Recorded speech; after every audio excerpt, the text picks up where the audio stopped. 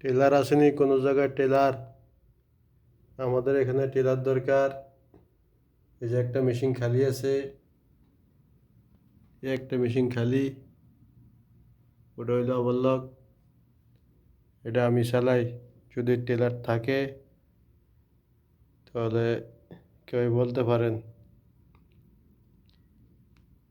Teller এখানে কিন্তু বেতনের কোনো কাম নাই, সব ফিজ রেডি, বেতনের কোনো কাম নাই। এই যে মকমলের মাল, মকমলের মাল এসে